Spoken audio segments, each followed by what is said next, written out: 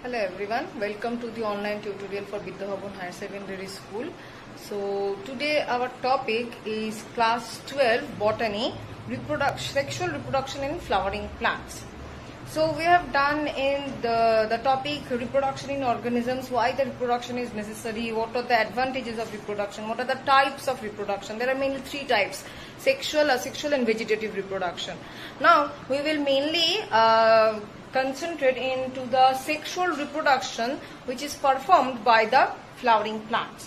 Now before starting with the topic of the sexual reproduction of flowering plants, we will just go through some of the related topics. Now as I have told you that the sexual reproduction is generally of two types. In my previous video I have already said that the sexual reproduction is of two types. One is syngamy, another one is conjugation. Now in case of syngamy, what happens? The formation of gametes takes place, as well as in case of sexual reproduction only, the formation of gametes takes place, as well as the exchange of gametes also takes place. Then this is generally the definition of the sexual reproduction. Now it is having two types, syngamy and conjugation. Now this conjugation is actually found in Spirogyra. Okay, now what happens? This Spirogyra produces male and the female gametes. Obviously the male one will produce the male gamete and the female one will produce the female gamete. Okay, now when these two organisms, that means the male and the female Spirogyra, comes in contact with each other, they produces a conjugating tube, that is a tube-like structure. Okay, so a tube-like structure is formed in between them, and in that tube-like structure, this exchange of the male and female gametes are being taking place. The male gamete is being discharged from the male body, and through this conjugating tube, this male gamete actually getting transferred to the female body, and in the female body, this male and female gamete combines, or you can say mix up or fuse with each other, okay, to form a single-celled organism.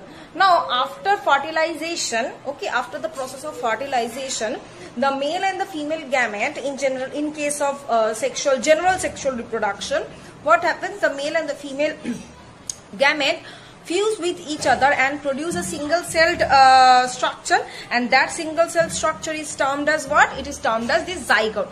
But in conjugation, this single-cell structure will not be termed as the zygote, else it will be termed as zygospore. Okay, so this conjugation is generally seen in lower kind of organisms. Okay, and this syngamy, this means the other type of sexual reproduction, this is seen in the higher categories of the living world. Understood? So this was about conjugation, and now we will deal with the syngamy. Now syngamy, the word gamy actually came from the word gamos, which means marriage. Okay. Now syngamy means union of the two gametes, that means the male and the female gamete. Obviously without the union of the gametes, the sexual reproduction will not be taking place.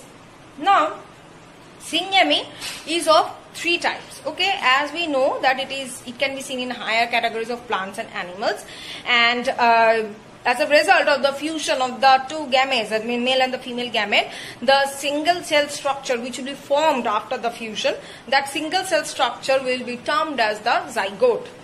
Understood? Now this syngamy is of three types. What are they? Isogamy, anisogamy and oogamy. Isogamy means what? That the fusion is taking place. Iso means same. That means the gametes, and the male and the female gametes are similar in structure and size. Okay, that is termed as the isogamy. There may be two gametes which are similar in shape, size and structure. Okay, example of this is generally Ulothrix. Okay, now we will go to the anisogamy. Aniso means dissimilar in shape and structure. That means the two gametes, that means the male and the female gametes, are not similar in shape and size. Example, where can we find it?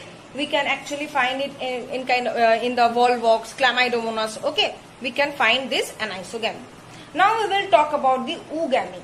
Now anisogamy, in case of anisogamy, what happens? Obviously there are also male and female gametes. Over here the male gamete will be smaller and the female gamete will be larger. Okay, the larger female gamete cannot move, whereas the smaller male gamete, they can move from one place to another. Got it?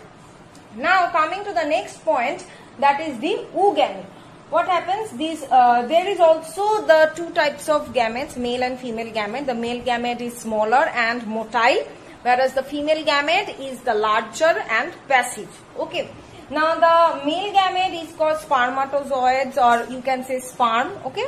And the female gamete is called egg or ovum. Okay. Now these two gametes actually fuse together to form the zygote. Understood? Now this is generally be seen in the bryophytes, pteridophytes, or you can say in the higher groups of plants and animals. So this was all about the isogamy, anisogamy and oogamy. So these are the three types. And another type was there that I have discussed in my previous video, that is the hologamy. Hologamy is what? The entire living organism will now act as a gamete. Like that kind of, this hologamy, this type of reproduction is performed by yeast. In the during this you can say this unfavorable condition, what happens? The yeast actually acts as a unit, or you can say it acts as a gamete. The entire organism will act as a gamete, and the male yeast will be the male gamete, the female yeast will be the female gamete, and they will combine with each other, you can say fuse with each other, and can perform the reproduction. So these were the types of the syngamy. Now there are various things other than that. We will see that how the flowers, or how the sexual reproduction is actually taking place in case of flowers. So before going into that, we will first consider that a typical flower is composed of how many parts. Okay. Now generally we know that a typical complete flower composed of 4 wholes, or you can say 4 parts. What are they? Calyx, corolla, androecium, gynoecium. Calyx is what? Calyx is the outermost whole, okay, composed of sepals, okay, green colored leaf like structures called sepals. Okay, what is its main function? To protect the bud from any external injury. Next, coming to the next whole, that is the corolla, which is again composed of different units, which is termed as the petals. Now what is the function of these petals? These are generally bright colored leafy structures. They also protect the inner parts of the flower, as well as they are very much bright, they attract the insects for pollination. Next, coming androecium and gynoecium. Androecium is composed of 2 parts. Generally the unit of androecium is termed as the stamen. Okay, now this stamen is actually composed of 2 parts. What are they? A stalk-like structure called filament, and on the top of the filament there is a sac-like structure. It is termed as the anther. Now I will show you the parts. So here is the androecium. This is the male reproductive part. Understood? The unit of androecium is stamen. Got it? Now the stamen is actually having 2 parts. What are they? A stalk-like structure termed as the filament, and on the top of the filament there is a sac-like structure called anther. How they look like? It looks like this.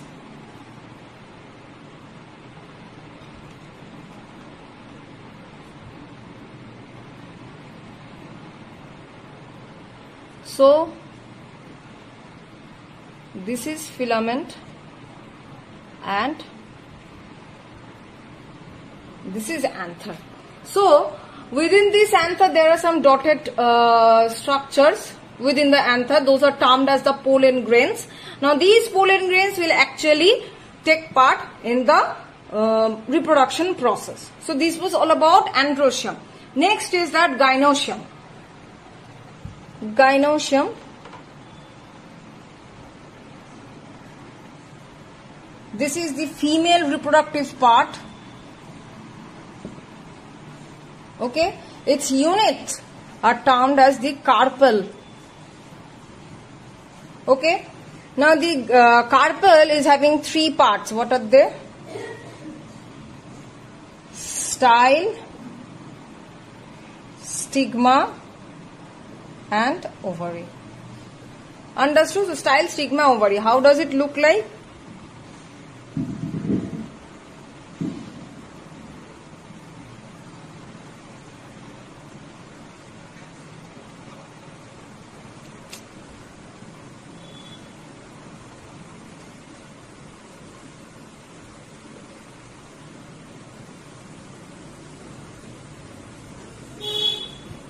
So this is a general structure of the gynoecium.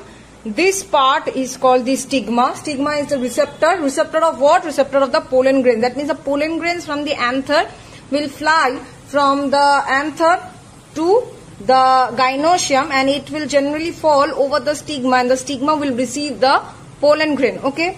Now the next part, that means this part is the style.